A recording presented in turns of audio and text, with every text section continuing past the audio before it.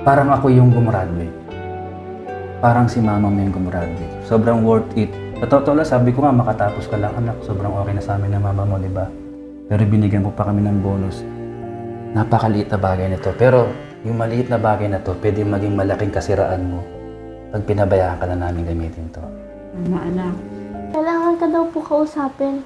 Naku, anak. Kinakabahan naman ako. Baka kung ano yan, ha? Bakit naman kailangan ako usapin? Baka ano mo naman yun kung bakit? Hindi ko pa naman ng mga ganyan. Bigla-bigla ang patawag, anak. Sige na nga po, sabihin ko na nga po sa'yo, Mama. Meron po kasi akong top eh.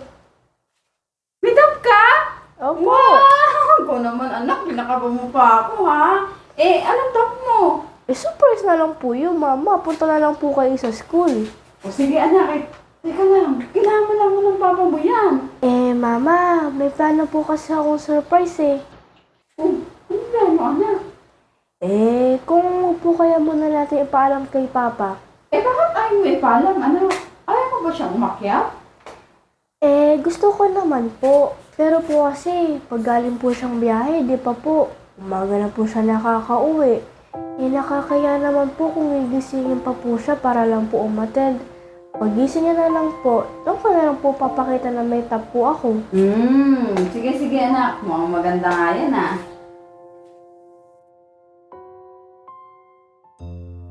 Isip, Mama.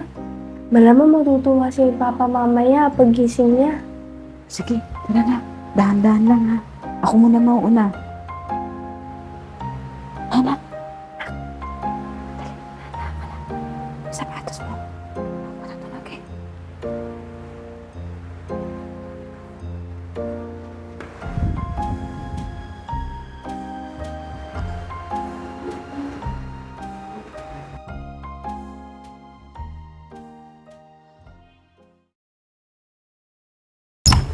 Papa, sir!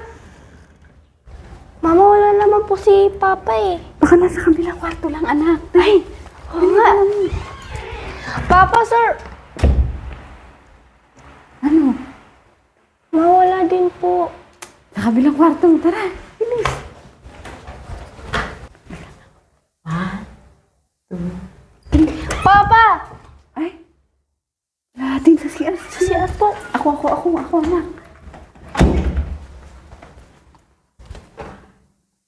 Sir! Lahatin. Paano po ng surprise ko, Mama? Kasi, sinabi ko naman kasi sa'yo, anak, huwag na natin siya i-surprise eh. Siguro nga po, Mama. Dapat sinabi na lang po natin kay Papa. Gusto ko po naman po makita yung reaction niya na top 1 po ako. Ha? Tapon ba? Saan ka po galing? Dito ko eh. Oh, tapon ba?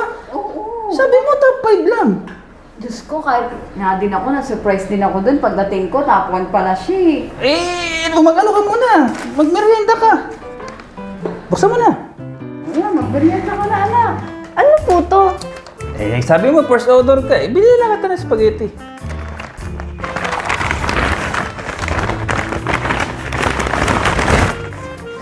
Papa!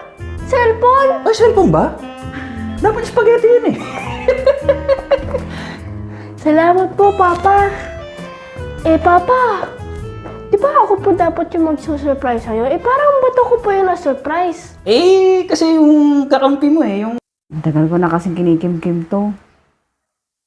Ni Kim Kim, may problema ba?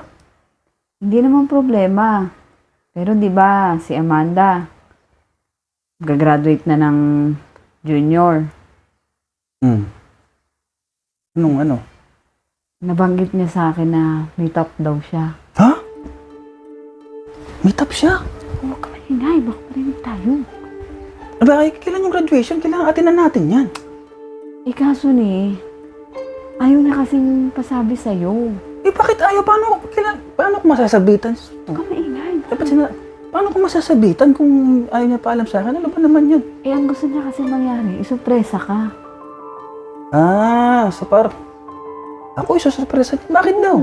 Ewan ko sa kanya, yun yung gusto niya. Gusto niya masupresa ka. Siyempre nga naman, parang nabanggit niya sa akin na ikaw yung mas laging sa trabaho, ganyan. Kaya gusto naman niya suklian lahat ng paghihirap mo daw. Grabe naman yun, naisip pa yun ng anak ko. Oo. Kaya, hindi ko naman din matis na hindi sabihin sa'yo. Oo, kaya nga Marisol pangalan mo, di ba? Kapatid ka ni Marites eh. Ito naman. Sige, ganito. Huwag mo rin sabihin sa kanya na sinabi mo sa akin. Surpresahin din natin siya. Sa araw mismo ng graduation niya, may sorpresa ako bibigay sa kanya. Ha? So, ibig mo sabihin, hindi ko din sasabihin sa kanya na isang surprise mo siya. Oo, para double surprise. Eh, ano ba yun? Sabihin mo na sa akin kung ano yung surprise mo Surpresa sa na kanya. rin. Total, nagkakano surpresa. Di, tsaka na pag ano. Sige na, ano ka na? Huwag ka na ano dyan. Basta, kanya-kanya tayo surpresa. Ganti yan lang yan. Gusto niyang ano eh. Gusto niyang pangunahan ka. Kaya sinabi niya na sa akin. Oo, anak, hindi kasi ako makataste na hindi sabihin sa papa mo eh. Ayoko naman din na ikaw na yung may surpresa. Siyempre, pati si papa may surpresa din. Maraming salamat po talaga, Papa. Hindi ko na po kailangan pumunta ng computer shop para po mag-research. Oo, anak. So, yun talaga yung purpose natin kasi nga, hindi ka naman magiging first honor kung hindi ka masipag na estudyante. Pangalawa, alam ko nagtsatsaga ka sa computer shop. Kaya ito, nung sinabi ng mama mo, nag-graduate ka at may top ka, nag-atubili agad ako na bilhin to. Pero anak, meron tayong, may pakiusap ako. Meron din tayong kondisyon. Okay? Ano po yun, Papa? Ako tsaka si mama mo, malaki tiwala namin sa'yo. Sobrang laki ng tiwala namin sa'yo kasi honestly ako, hindi kita gano'n nakikita nag-review. Alam ko, inagabayan ka ng mama mo. Pero naging tapwang ka. So, ito anak, ayaw ko kasing baka magaya kasi ibang bata.